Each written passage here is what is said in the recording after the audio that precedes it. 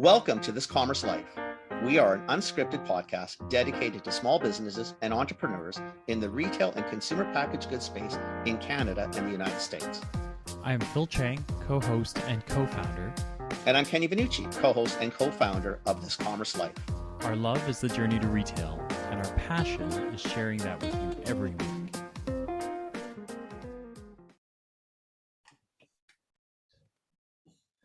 Okay. Look, I got fresh pictures up now. Hello. I like that. Hello, how Good are morning. you? Good. How are you guys? Sorry. No worries. It's all good. It's all good. We're happy to meet you. Yes, nice to meet you guys. So excited to do this podcast. We love the snacks. Podcasts. Yeah, we love the snacks, and then love your story, and can't wait to get this to listeners. And you've kind of had a busy run, like from before CHFA and then CHFA, and then you've just had kind of like news after news after news, right? It's been a lot of good stuff going on. It has. It's refreshing. It's I've been like lots of travel and lots of people, and I will never complain about that ever again. I'm just grateful. Holy man, that was a long 2 years. Yeah. Oh man. Yeah. So I'll introduce you. So we normally kind of like slow roll into these, but kind of excited to get going. So we met Natasha and her crew at CHFA. They have been around a long time. I'm always a little extra excited when it's snacks that I have in my drawers, which is kind of cool. Natasha is part of Three Farmers, so Natasha Vandenhurk,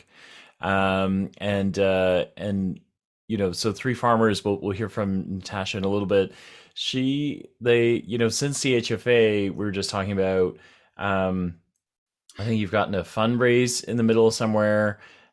You've been to a million shows, it looks like, since then, and then you also just won a Grand Prix award as well, right? So kind of like got lots and lots and lots of stuff going. Not that you probably had a lot of stuff going on before that as well, but anyway, so we're excited to have you on. We're excited to hear the story, and that's kind of our intro. So the next little bit is all yours. We'd love to hear about your journey and how you got to where you are, and a little bit about Three Farmers as well.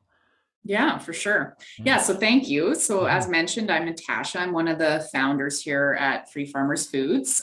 So it's my sister and myself that run this company. And then we literally started as Three Farmers. It's our dad and two neighboring farmers. So there is a bit of a family vibe threaded through the company. And then, of course, close neighbors alongside us. So my sister's a Red Seal chef. She gets to do all the fun, creative stuff in the company. She's got that creative edge to her. So she does all the product development and flavor development and that sort of thing. And then I have the business background. So lots of strategy, obviously organizational design, manufacturing and ops, that type of thing. Mm-hmm. So right from the get-go, I guess we had complementary skill sets, which has been super helpful as we've grown this company over the last 10 years. We started in 2012 with an ancient oil seed called camelina, actually. So we actually started in the culinary oils category in the grocery store, which taught us, I think, a lot of valuable lessons. That's a tough category. It's a tough category.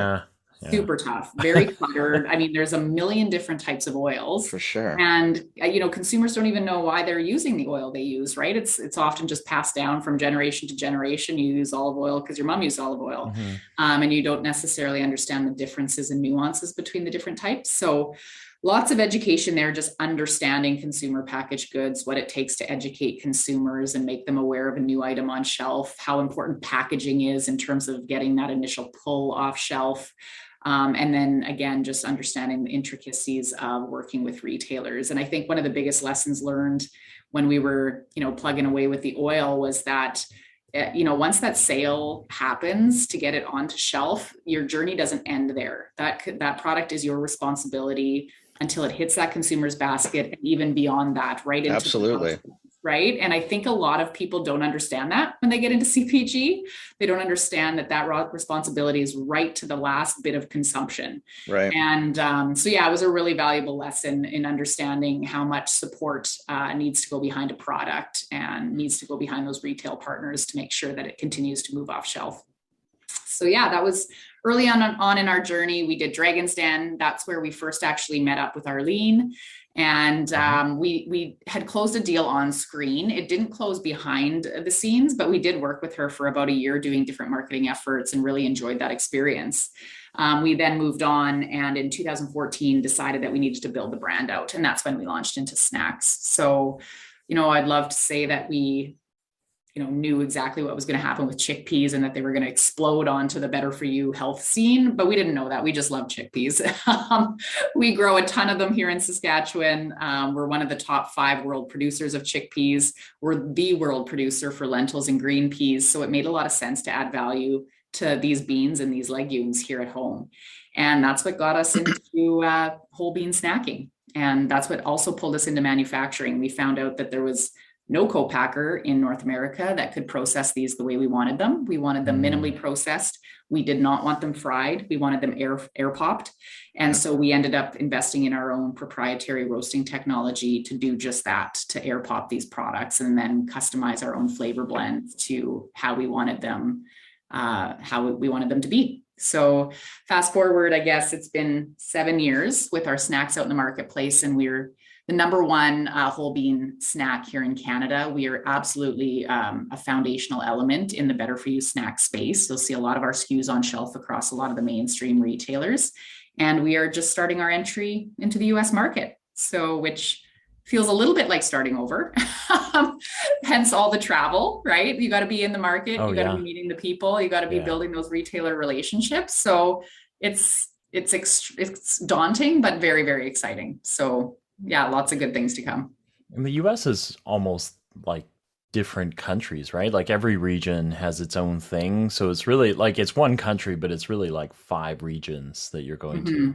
Or more. So what or more, right? Like depending on how for you actually in the snack category, it might actually be more. The different taste palettes from region to region is what they like in California. They definitely don't necessarily like on the East Coast at all. Right? What they're like in Sprouts, they don't like in Whole Foods. Right, exactly. Like that country's just a bit of a gong show that way, right? It's hard. It's expensive too, as I'm sure you're very expensive. Yeah. And you know what, that's one of the things that I think I'm really proud about how the strategy panned out. We put off entry into the US for a very long time because we wanted to build our market here in Canada and make sure that somebody framed it to me one time, just make sure you have somewhere to run home to. And we have that, right? That's a good plan. Yeah, we have momentum here in Canada. We have a profitable marketplace. And I think that's really important because I can't imagine investing and trying to build 2 countries, 2 markets at once.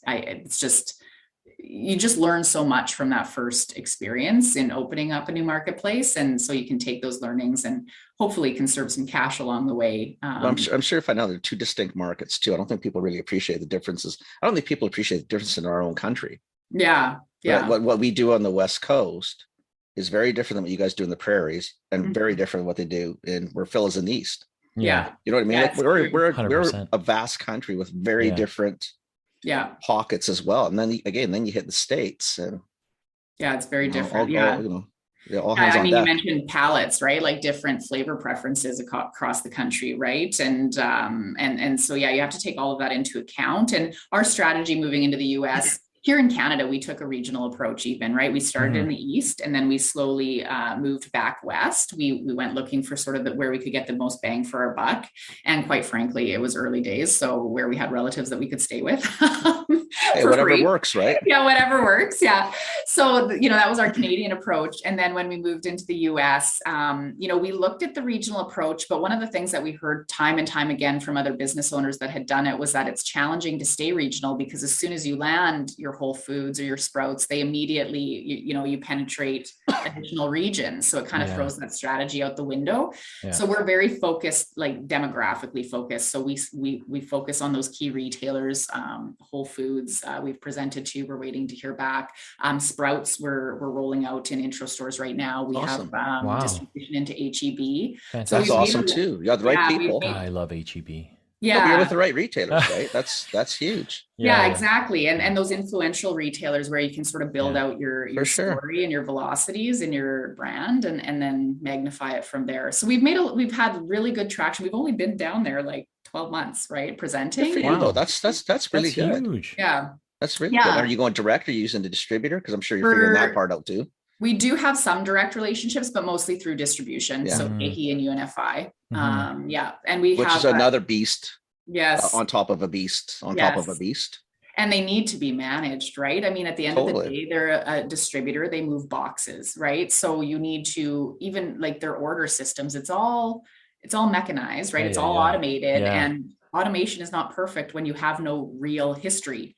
So there's a lot of, we have an amazing team here. There's a lot of human intervention there to make sure that they're pulling in right quantities and that we're moving the right volume. And in the right distribution centers to service the right stores. I mean, that's the problem. That's the difference that people don't get, is that you have to land regional hubs to some degree. Otherwise, anchors. If you don't do it, you're just not in that region. Like that's pretty much wraps it up. I mean, and I think that's where that early lesson of just when you make that sale, the responsibility does not end. And we take that very seriously here. Like when we, see POs in from KeHE or UNFI, we question them. We say, okay, does this make sense? We check their inventory. And if we think we need to change it, we will change it.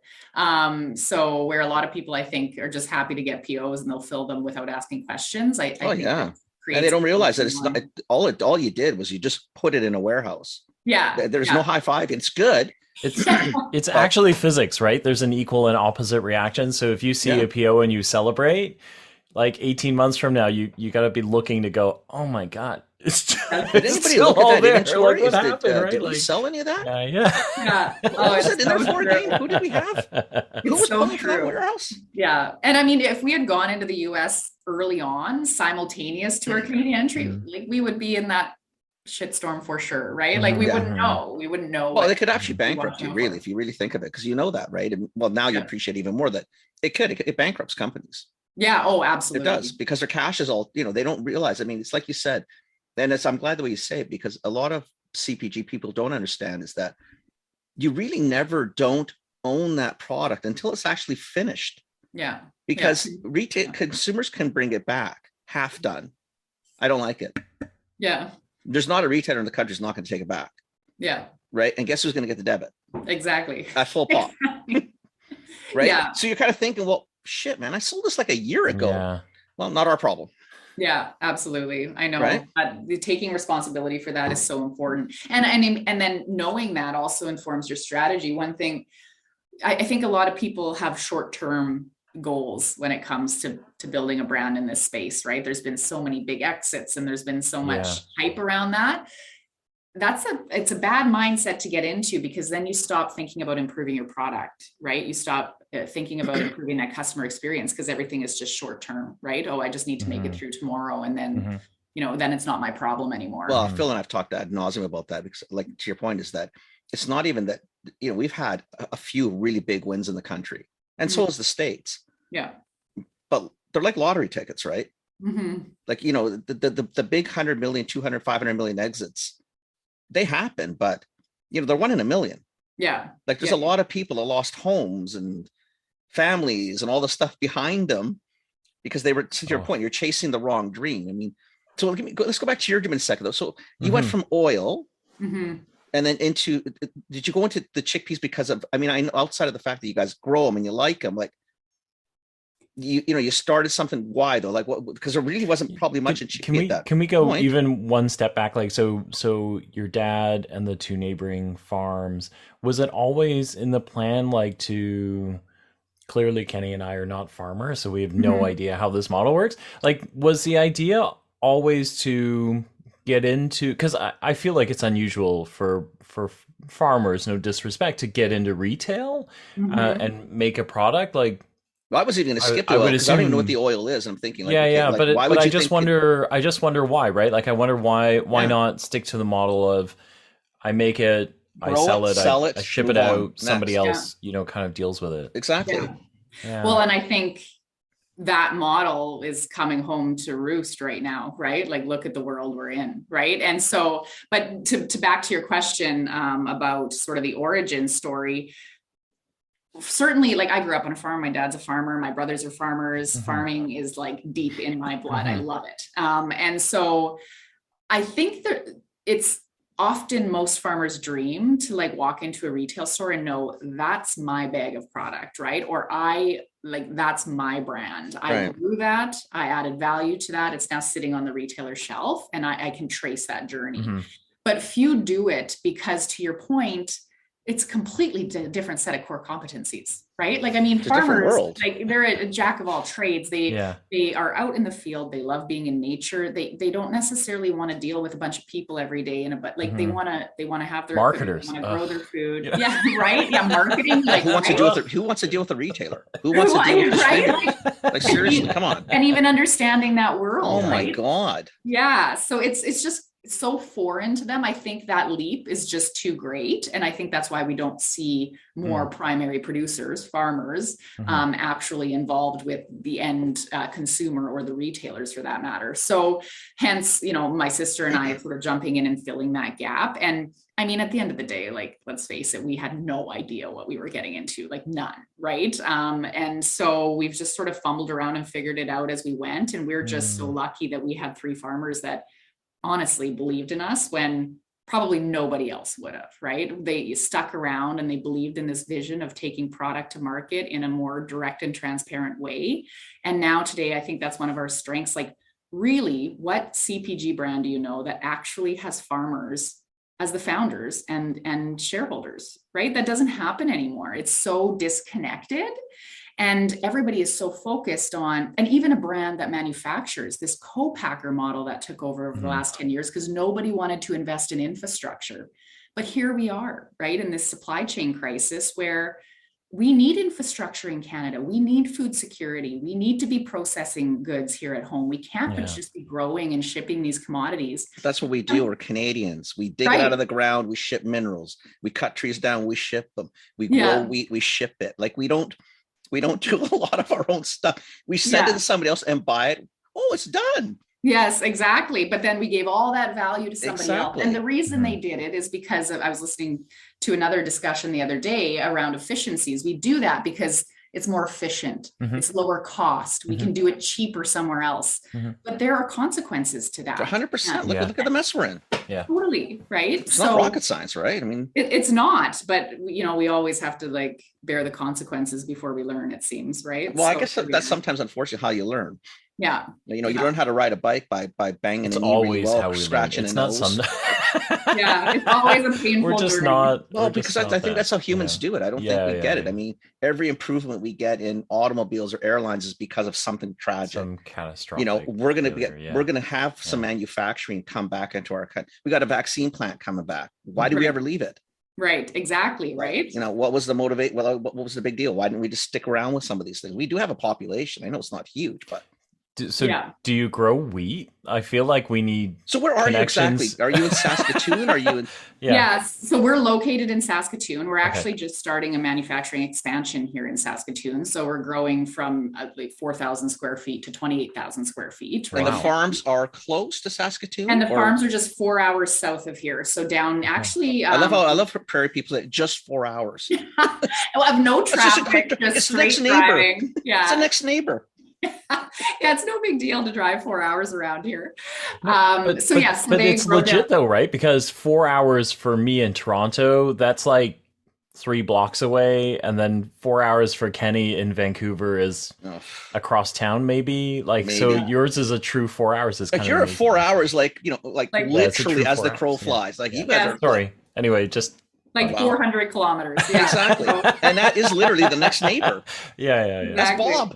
Yeah, and it's amazing. We just brought our team in. So half our team is in Toronto, and then we have like some team in Manitoba and now in Vancouver. So we bring them in annually to do farm tours. So they get to come and ride in the combine. And this year it was in the Cedar. How cool is that? And like experience just how cool it is goes that? dark Cool. in the prairies. Yeah. It is dark in the prairies. There is not a there's street nothing. light. Yeah. There is just crickets and darkness. And sky though, at least you can see stars. Yeah, you can see right? stars, right? It's beautiful. But yeah, it's just a different experience for them. But to answer your question, we grow a ton of things here in the prairies. And I think that's what makes prairie agriculture really unique as well. We don't just, in the US, it's like soy and corn. Here in the prairies, we grow tons of beans. So, right. But I didn't even know that. And I'm Canadian. Like, I didn't realize we were such a big producer of chickpea, green bean. No idea. I honestly didn't know that. I would assume we grow it, but not to. I mean, I don't even think we all appreciate how big Ukraine was until this mess, right? You don't realize. I didn't realize in Canada we were number one in all these. Absolutely. I'm still trying to figure out, even like go back, like, so did your dads do the oil thing, or was that with when you guys came in and helped? They came up with the idea, and there's a big push. Like camelina oil is highly unsaturated. It's a really healthy oil, but it also makes it good for biodiesel production. So alternative fuels. And so that was initially their thought. And then they brought us on to sort of understand what other avenues we could take this oil. And that's when we ended up taking it down the culinary path, because it's really unique. It's high in omega-3, so it's healthy like flax, but you can cook with it. It's very stable. So it has a 475 smoke point. So it's like high heat. Yeah. Wow. It's functional in the kitchen. Oh, I didn't. Okay. Again, see that. You know, again, you picked a category that's massively saturated. And then you pick an oil that I'm looking at. I have no idea what the hell this oil is. I know, it's crazy, right? And I got a feeling, I saw this when I was buying at London Drugs. I had this thing in my head that someone pitched this to me prior to me exiting LD. Okay. Natasha's that was me, you jerk. Probably. And then you didn't. You know what? I'm kind of got it in my head that I did meet either the owners or of some oil. You probably did. Yes. Yeah. London Drugs is a great this is awkward. Would your dad have gone? Like, would it now I kind of want to go to my inbox and then search your name. It's probably like me pounding you with emails. I'm dead serious. Natasha's like, this podcast is off. We are done. You didn't. You can't list me that. I'm half an hour in. I didn't drop that at the beginning, Phil. I'm not that stupid. Because I'm thinking as I'm looking, thinking, geez, I don't know. I mean, I kind of remember meeting somebody that came in and it was one of those things where I looked at it, I thought, I don't know what the hell this is. Like, I mean, I'm buying oils and it's too small, but it's really cool. But yeah. Oh my gosh, that probably was. Well, that probably. Okay, dig it up. Hopefully I was really nice, because I generally wasn't that mean. Yeah, no, we never hold it against buyers, even if they are mean. We get the job. It's stressful and it's hard, and you get like 5 That's not that bad. No, don't cut that much slack. It's not that bad. Yeah. There's no reason to be mean. Yeah, that's hilarious. So yeah, the oil was, but what's interesting is when people tried it, like you could just see their eyes light. It's just an amazing product, right? But so, and it's still around. We treat it, it's a bit more opportunistically. We don't put a ton of dollars behind it, but it's now, you mentioned Ukraine. Well, now we're short of oil. Yeah, there's a huge shortage of oil. I mean, we see it even in our snacks, because we use oil to bind the seasoning. Thank God we don't fry. So we're using like a fraction of what a lot of snack food companies would use. And you're spraying it, which is, whole different product. Wow.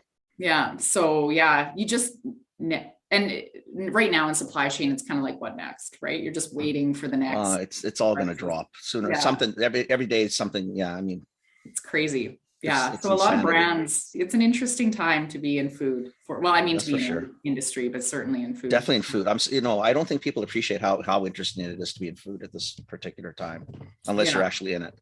Yeah, exactly. So go back to, again, I'm still trying to understand. I barely understand the move to oil, but that's okay. That's, sometimes a little slow.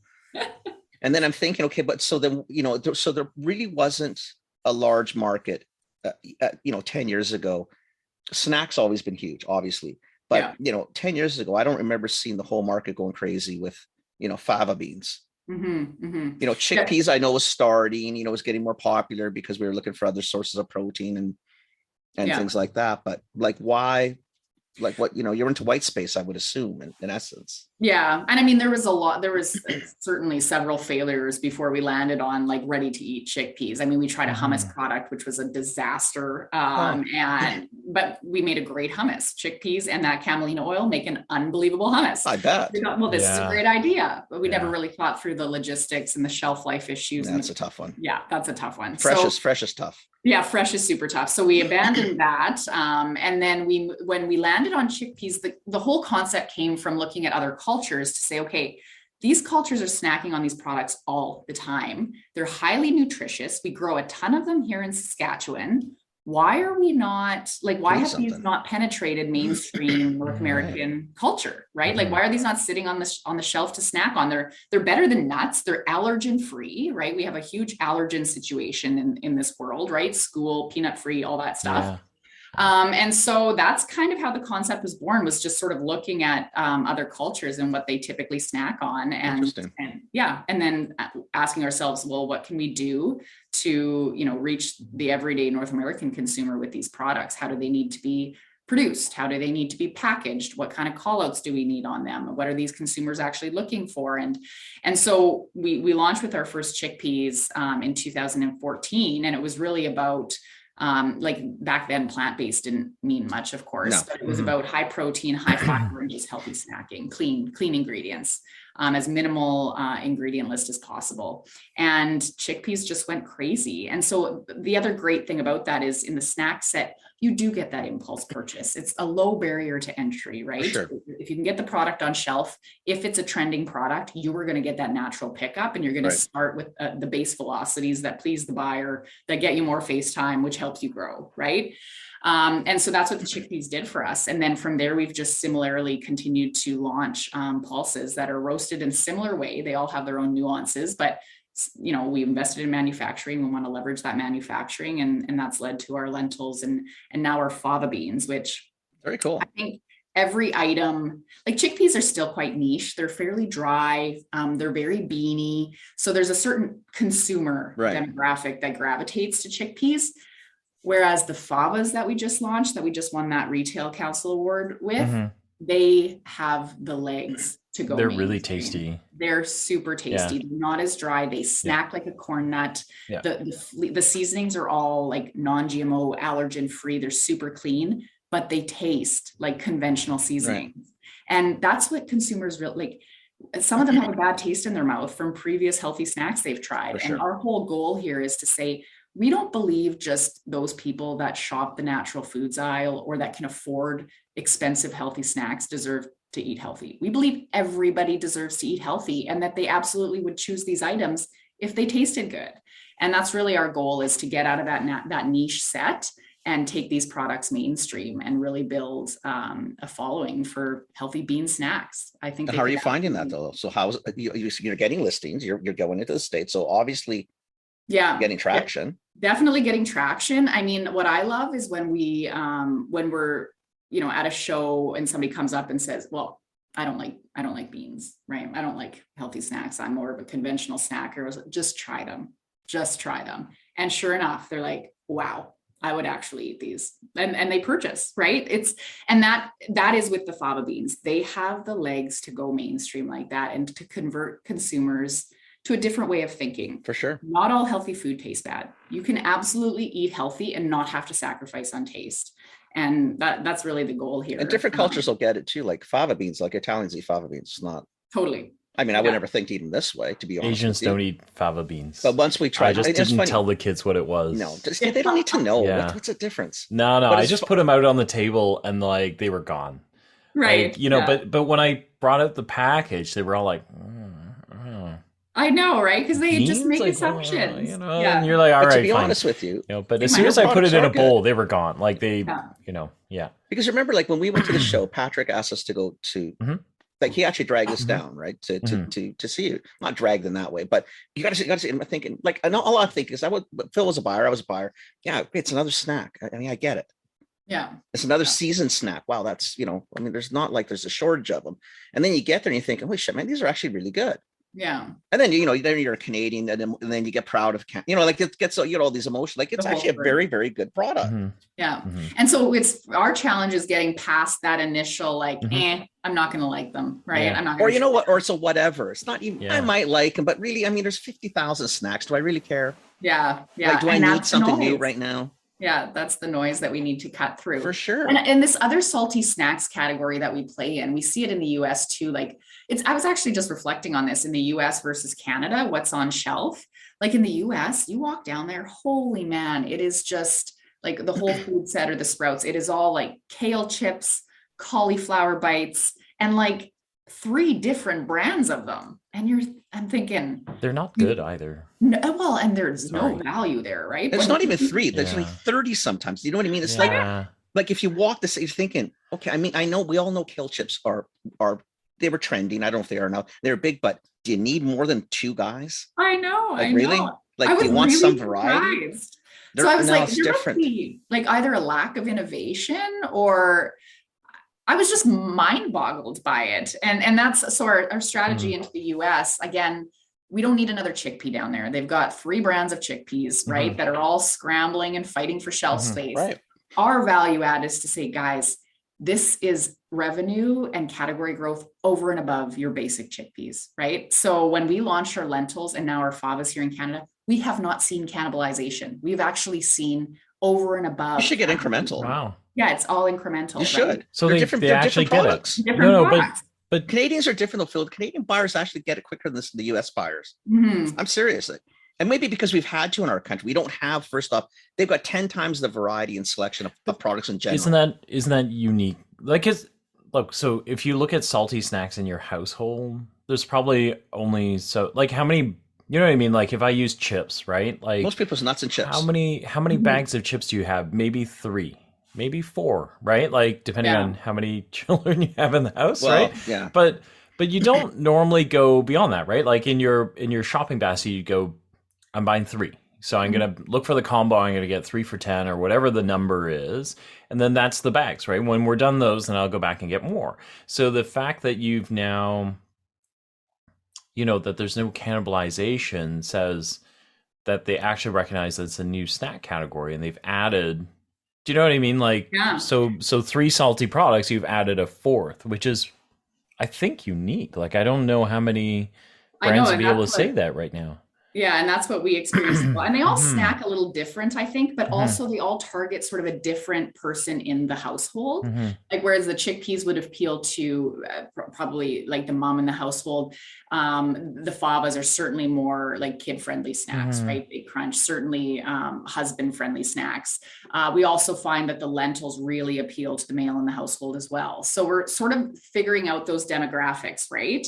And how to speak to them specifically so that we continue this momentum across. So I think there's different snack too, Natasha. I think the beauty of what your products specifically is that, like, if you have a potato chip, it doesn't leave sort of the coffee table if people are over. Like, it rarely ever transitions to the main table, right? Nuts rarely transition to the main table. Maybe in a European home, if you have the cheese at the end, if you do that, they may cross over. But it's funny because your stuff can actually reside on both tables to some degree, right? Because they're crunchy and they can be added to different things too. Like, if you wanted to, you can throw them on a salad. You could do, peanut's a peanut. There's only so much you can be able to do with it. Yeah. And you put a peanut on the main table, people are gonna look at you and think, what the hell are you doing? You don't. Yeah. Like, I just think agree. their products are a little different. Do tons of like especially the lentils, salad toppers. For sure. Yeah, they belong in so many different applications, right? And so many different occasions. We've had a ton of interest from airlines recently. Looking for nut-free. Looking for nut-free, right? And something different, but that exactly instead of stupid pretzels. Oh my God! I know, I'm done with I don't want another pretzel. One of the things that we do with our pretzels. lentils is on tacos, we'll throw the garlic and herb lentils on top of tacos. You said they're extra crunch, right? Like a soft taco, a little bit of lentils, like, because kids used to stuff Doritos and you're like, stop that, that's bad for you, right? So, and they're like, and I started putting them in and they love them. So anyway, Yeah. But And there's an education piece there because lots of people don't think of that, right? You kind of have to plant the idea.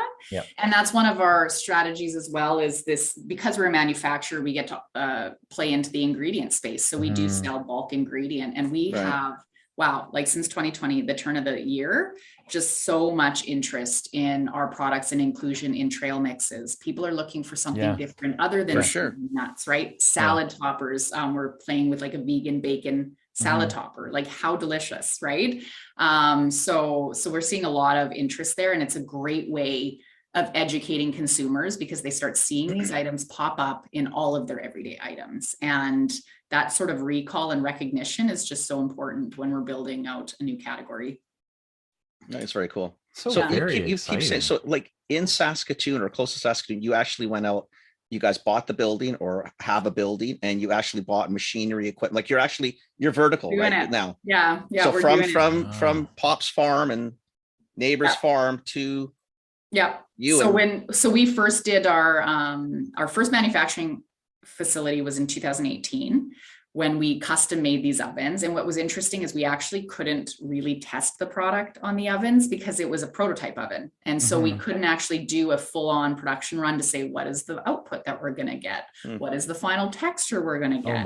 What does this look like? So there was a lot of just engineering guessing going on, I suppose. It's pretty ballsy, eh? Like you're going very ballsy. It's like building a rocket ship. Oh, you have no idea until you actually launch see what happens. Yeah, pretty much. So my sister, Red Seal Chef, and my dad, farmer, just flew down to the US, met some engineers at a well-known equipment manufacturer, and designed an oven, right? Wow. And so here we are. So when we hauled that thing in 2018, I remember commissioning for the first so calm. For the first 4 days, we couldn't even get like acceptable product. We couldn't even burn the product. We were like, oh my God, we're going under. This is never going to work. We've totally miscalculated here. We're done, right? But on it was day 7, we finally started turning out some acceptable product. We're like, okay, we're going to get there, right? We're going to make this work. So that was back in 2018. We've now sort of fine-tuned the process across all of the different products. Of course, it's a different recipe across the products.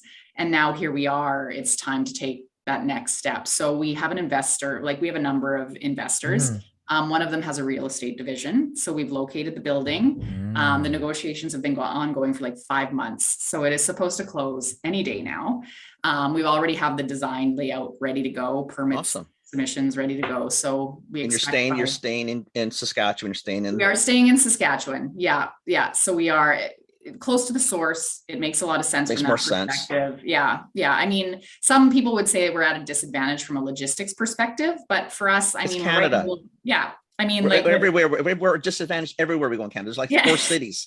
Well, and then I look at the rates. But you're in the middle of the country. Plus, there's train everywhere, man. We took care of that 100 years ago. Yeah, everywhere. Great access down through the US, absolutely. Right? I feel like it's pretty central. It's all good. Yeah. So, and why not in Saskatchewan, right? I mean, we've got a great operational labor pool here. We do a lot of. You get it. Yeah, we get the operations side, right? And now with this very welcoming remote world we're in, we can source all the sales and marketing talent we need from afar. So absolutely, I think it's awesome.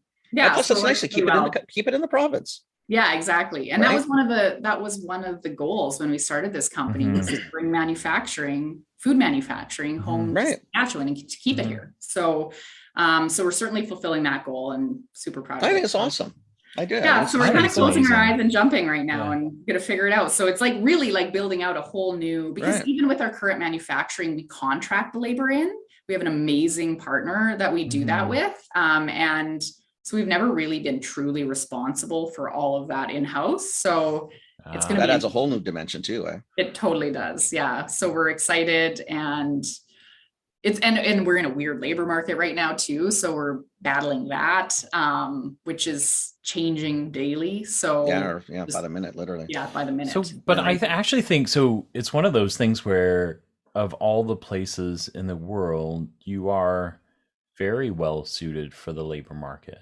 You retain local talent, because anyone who's local is going to want to, if they can work local, they're going to want to work local, right? And so you've just increased the opportunities in your province by X factor, right?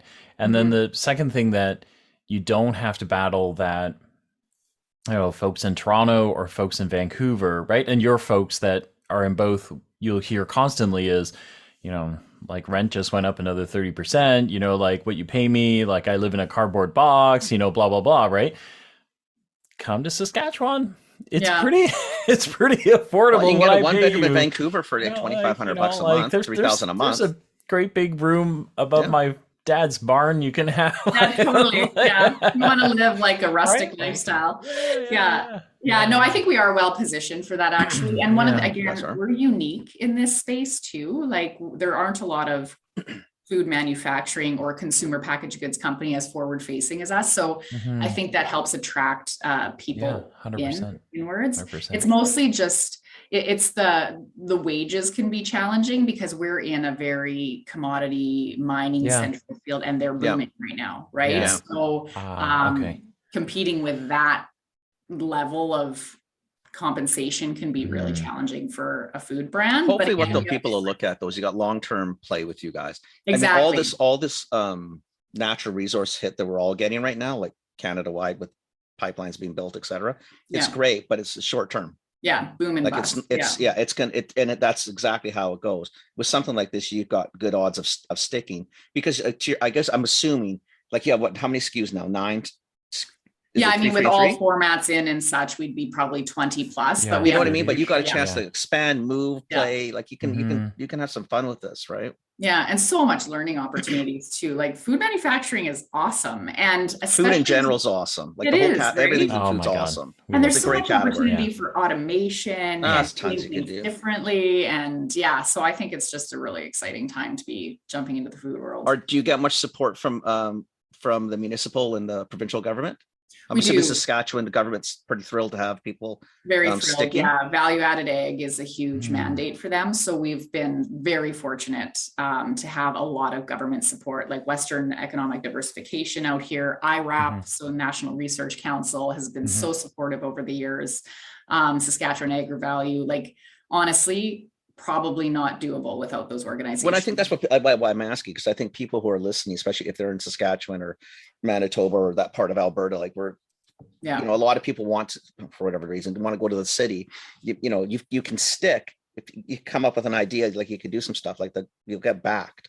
Yeah, and you have to have an idea, and I'm sure you've model, learned, right? But you've also learned that model, not an idea. You've seen a lot of people with great ideas who've gone nowhere.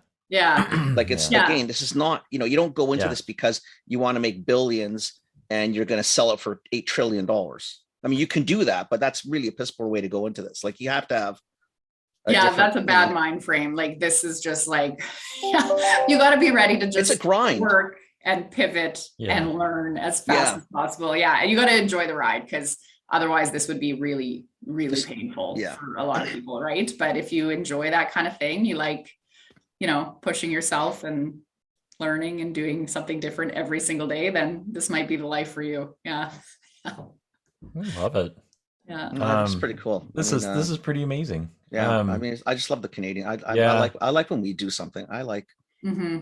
I think it's so important. Like, we don't do enough of it. I know. And I don't, I think because we play it too safe sometimes. Maybe you're right. Maybe it's just built into our psyche, right? Yeah. And these are hard things, and that can scare a lot of people. But it's not though, if you think, but especially, like maybe, I don't know, I was gonna say maybe in the cities different. Like if you think, like I'm thinking, like farmers by virtue, it's all risk. Like what do you have control over? Yeah. Who the hell knows what's not the weather's going to do? Thing, which is weather. Exactly. So I don't know. We get heat domes, no heat domes, rain, no rain. Like any given Sunday, like you don't know what the hell's going on. Like, there's no control. Like you can, if you get a good run, you can kill it. But if you get a drought summer or a wet summer, like now what? Yeah.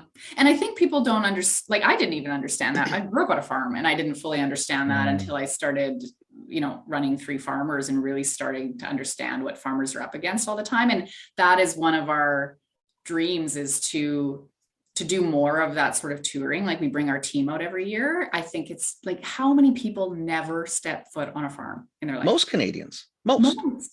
Truly. And yet most of us live in the city.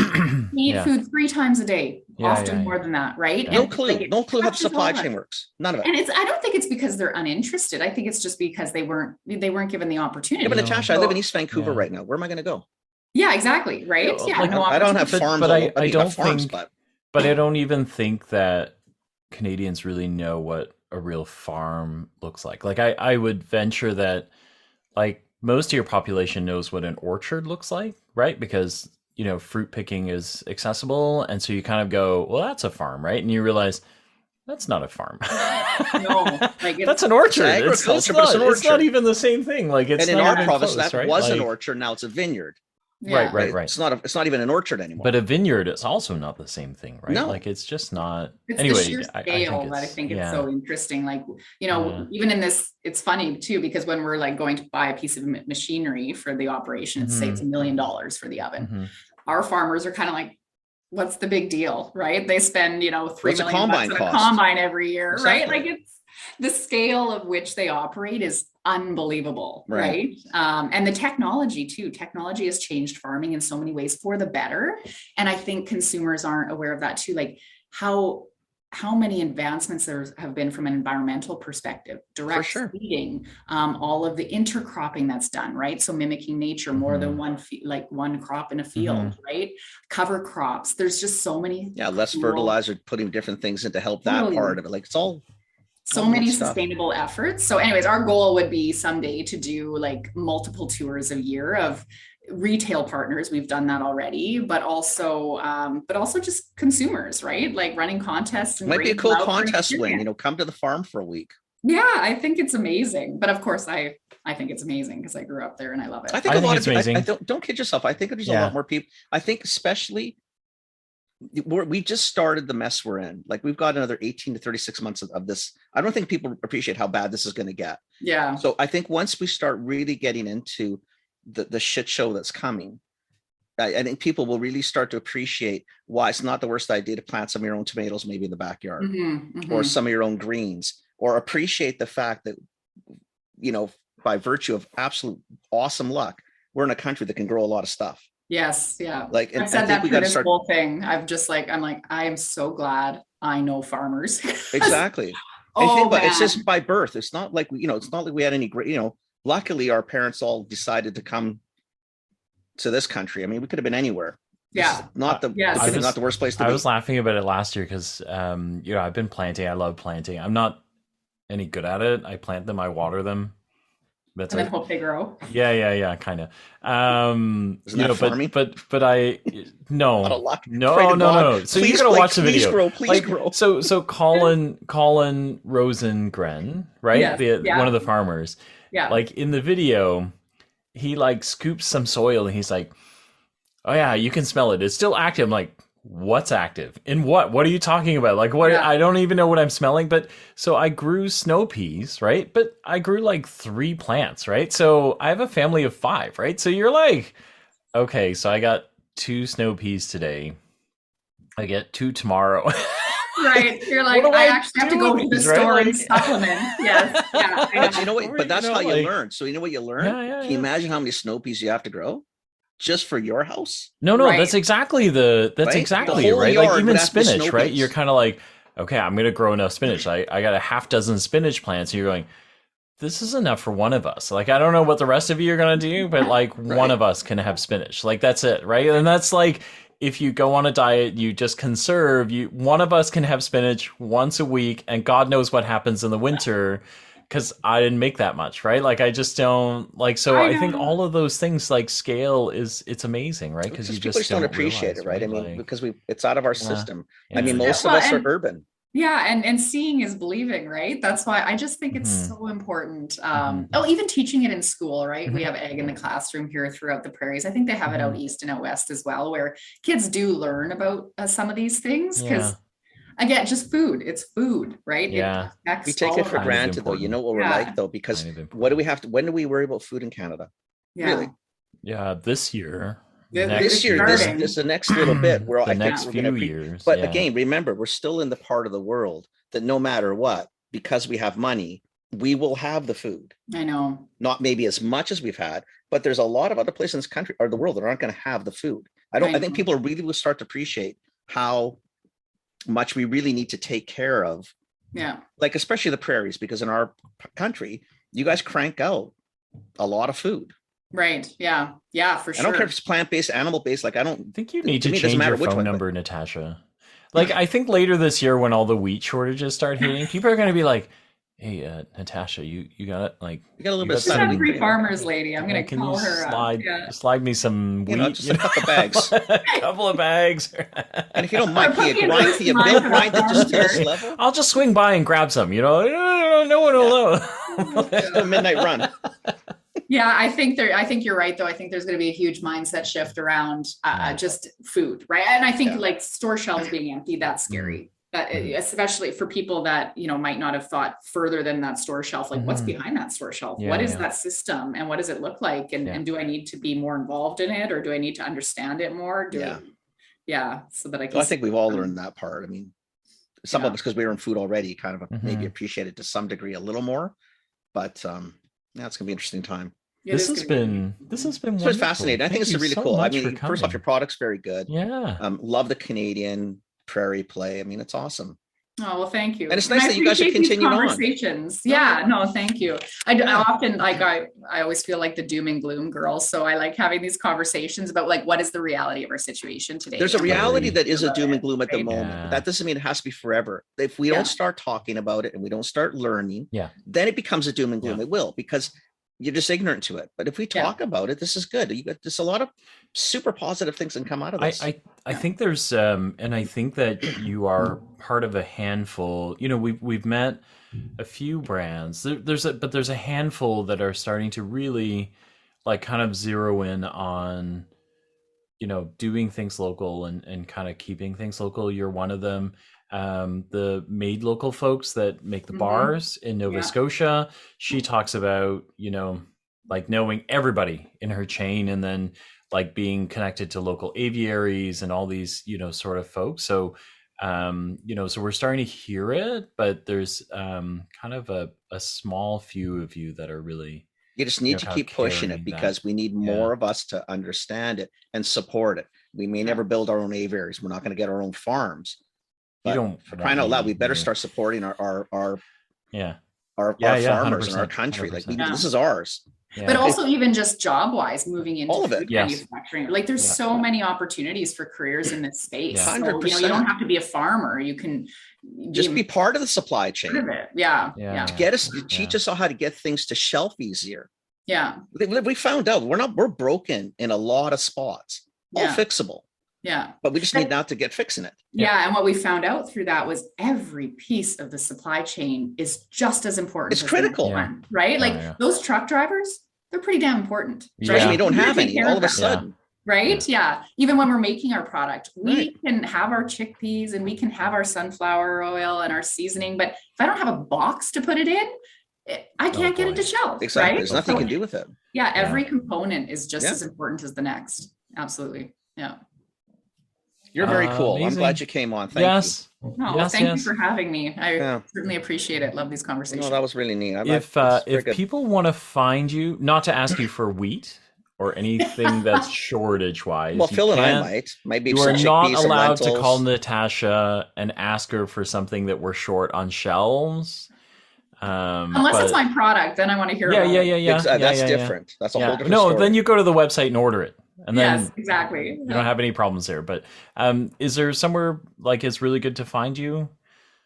Through my LinkedIn. I'm not super active with posting on LinkedIn, but I certainly check my messages and I love scrolling through. And then of course through the website as well. So I've got an active team here responding. We'll put both links in the episode notes.